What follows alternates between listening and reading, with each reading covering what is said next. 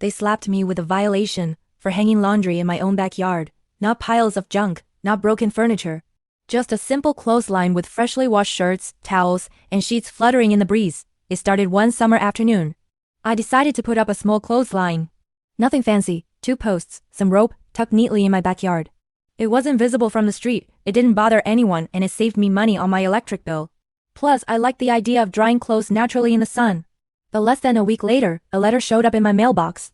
Notice of violation. Unsightly laundry violates community standards. $75 daily fine until removed. I thought it had to be a joke. Unsightly laundry? These were clean clothes, not trash.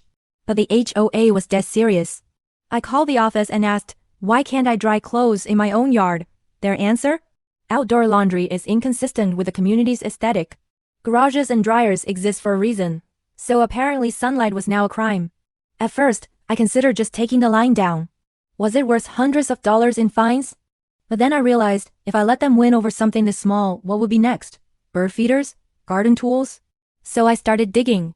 After a little research, I found something huge. My state had a right to dry law.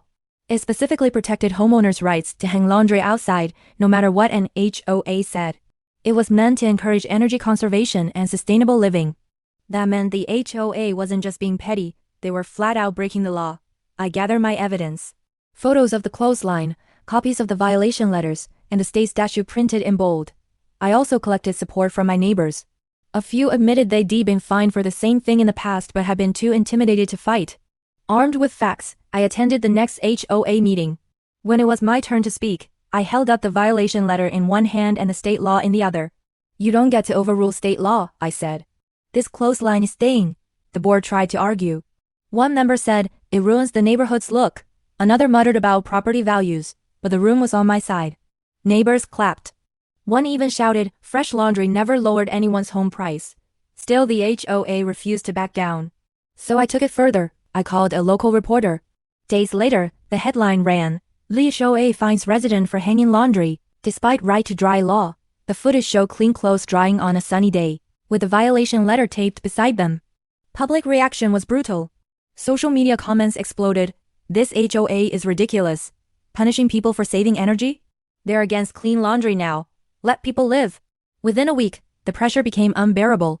The HOA dropped all fines, erased the violation, and updated its rules to comply with state law. And here's the best part. Once the fight was over, other neighbors started hanging laundry outside too. What had been unsightly suddenly became normal. Now, every time I see my laundry fluttering in the breeze, it feels like a small victory.